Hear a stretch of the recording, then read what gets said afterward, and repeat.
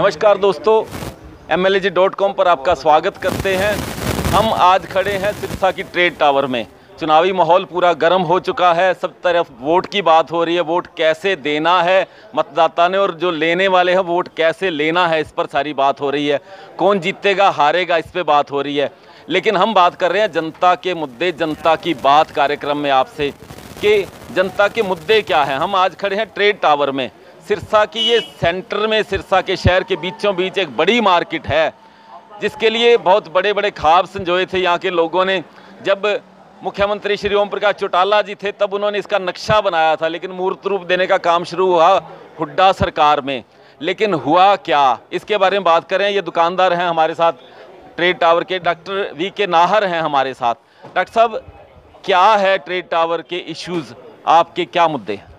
जब ये trade tower का जिक्र चौधरी ओम प्रकाश चौटाला जी मुख्यमंत्री थे इनेलो में, उस वक्त जो है ट्रेड टावर सिरसा में बनाने का मुद्दा आया। उन्होंने जो नक्शा पास किया था उसमें बेसमेंट में पार्किंग थी जी, और ऊपर जो है पार्क और 5 मंजिला बहुमंजिली इमारत के रूप में जो है ट्रेड टावर बनना था। लेकिन जैसी सरकार बदली, चौधरी भूपेंद्र सिंह हुड्डा की नीयत, कांग्रेस सरकार जब आई तो भूपेंद्र सिंह हुड्डा जी ने जो इस ट्रेड टावर की शिलान्यास किया। लेकिन ये ट्रेड टावर आज जो आप देखेंगे तो सिर्फ एक सब्जी मंडी के रूप में ही विकसित हुआ है। ट्रेड टावर में ना कोई सफाई है, ना किसी तरीके की व्यवस्था है। यहाँ चारों तरफ गंदगी का अंबार लगा हुआ है, आवारा पशु घूमते रहते हैं। ट्रेड टावर के जितने भी दुकानदार हैं, इन्होंने लाखों रुपए सरकार को दे करके बोली में ये दुकानें ली, और हमें ये दिखाया गया था कि ट्रेड टावर इस तरीके से बनेगा कि पूरे हरियाणा में कोई ऐसी मार्केट नहीं होगी। हमने इसी होप के ऊपर जो है लाखों रुपए की बोली में दुकानें ली, लेकिन आज ये स्थिति आपके सामने है। ना यहाँ सफाई व्यवस्था है और पशु घूमते रहते हैं, ना किसी तरीके का प्रशासन ने इसकी तरफ ध्यान दिया। ट्रेड टावर एसोसिएशन की तरफ से हमेशा जो है प्रशासनिक अधिकारियों से और राजनीतिक गलियारों में भी हमने गुहार लगाई। यहाँ तक कि मुख्यमंत्री जी के पास भी हम लोग जो अपनी मांग को लेकर के पहुँचे। क्या कहा मुख्यमंत्री मनोहर लाल खट्टर के पास आप गए, उन्होंने क्या कहा, कोई क्या व्यवस्था करेंगे, कब कहा और उसमें क्या हुआ? मुख्यमंत्री जी की तरफ से जो है बेदी साहब जब यहाँ पर ग्रीवेंस कमेटी की मीटिंग लेने के लिए आए तो उनके पास जब हम पहुँचे तो उन्होंने ये कहा कि भी हम जो है CM फ्लाइंग के थ्रू इसकी इंक्वायरी करवाएंगे और जो भी विकास के मुद्दे यहाँ पर अछूते हैं उसको पूरा करवाएंगे। लेकिन उस बात को कहे हुए भी 2 साल हो गए हैं, किसी तरीके का यहाँ कोई विकास नहीं हुआ, ना यहाँ पर जो सफाई व्यवस्था है, और हम दुकानदार ठगा हुआ महसूस कर रहे हैं। कितनी दुकानें हैं? रामकिशन जी हैं हमारे साथ, रामकिशन जी से पूछते हैं कितनी दुकानें हैं, कितने लोग यहाँ पे काम कर रहे हैं, कितने परिवार यहाँ पे जुड़े हुए हैं? 59 दुकानें सर नीचे हैं, 59 दुकानें ऊपर हैं। लेकिन जिस टाइम ये बॉलिंग हुई उस टाइम पर ये दुकानें उस टाइम हमारे को दिखाई गई थी, और जो खाली यहाँ काफ़ी तादाद में ज़मीन पड़ी है उसके अंदर इन्होंने बोला था नीचे प्लेसमेंट पार्किंग होगी। EO साहब बैठे थे, चेयरमैन साहब बैठे थे, सभी तहसीलदार साहब बैठे थे, सारे ही प्रशासन के लगभग नुमाइंदे बैठे थे यहाँ पर। तो हमें इनको आश्वासन दिया गया था कि ये नीचे पार्किंग बनेगी, ऊपर फिर इसके मॉल होंगे, उसके ऊपर बैंक होंगे, उसके ऊपर नगर परिषद होगी। तो हमने सोचा ले भाई बहुत सुनहरा हमें मौका मिला है, जैसे तैसे करके हमें पैसे रिश्तेदारों से पकड़े, दोस्तों से पकड़े। बहुत सारे दुकानदार ऐसे हैं जिन्होंने के घर की रकम नहीं थी, जिसमें मैं भी एक शामिल हूँ, तो अपने मित्रों का सहयोग लिया था। आज हमारे बच्चे हमारा साथ छोड़ गए क्योंकि पापा आपने तो ऐसी जगह दुकान ले ली जो भाई ये आज तो यहाँ तो हमारा भविष्य डूब गया, आपका भी डूब गया। हम अपने पैसों के लिए भी कहना तरस रहे हैं, आज बच्चे भी कहना से होकर निकल रहे हैं, लेकिन यहाँ कोई व्यवस्था नहीं दी हमारे को। हमने सारे प्रशासन के चक्कर काटे हैं, स्थानीय नेताओं के पास चक्कर काटे हैं, लेकिन हमारी कोई सुनाई नहीं हुई।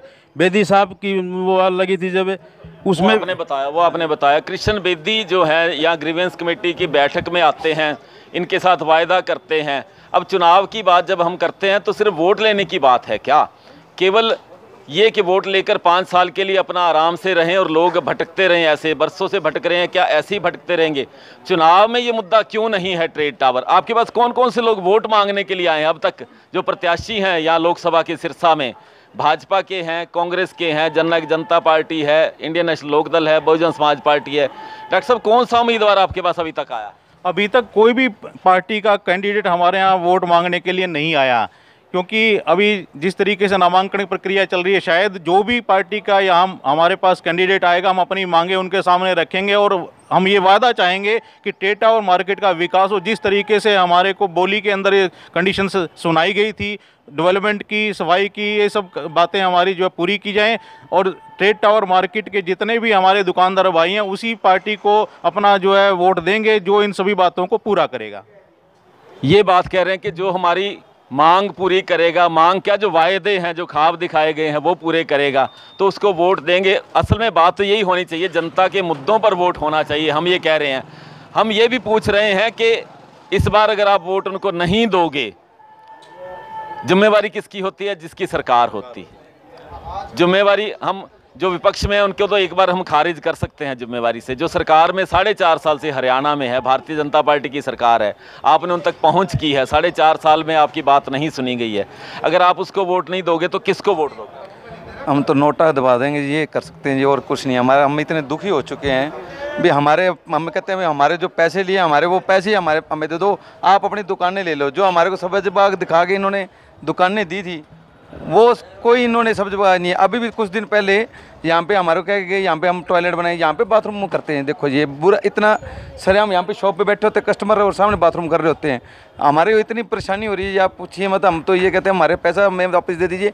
हम भी आपसे ये दुकानें आपको चाबी वैसे देते हैं, हम लेके क्या करना है जी। ये हालात हैं। वो कह रहे हैं कि हम अपनी दुकानों की चाबी देने के लिए तैयार हैं, हमारे पैसे वापस दे दीजिए, कम से कम अपना घर पे हम गुजारा तो कर लेंगे। ये तो है धरातल की बात, ज़मीन की बात तो ये है मित्रों, लेकिन हवा में बातें जो है इस चुनाव में चल रही हैं उनका इनसे कोई लेना देना नहीं है, ना ही इस पर कोई बात कर रहा है। लेकिन हम अपनी जिम्मेवारी निभा रहे हैं, हम बात कर रहे हैं धरातल के मुद्दे, जनता के मुद्दे और जनता की बात। आप हमारे साथ जुड़े रहिए, MLAG.com पर सब्सक्राइब कर लीजिए हमारा चैनल, हमें फेसबुक पर लाइक कीजिए और ट्विटर पर भी हमें फॉलो कीजिए। बहुत बहुत शुक्रिया आपका, धन्यवाद।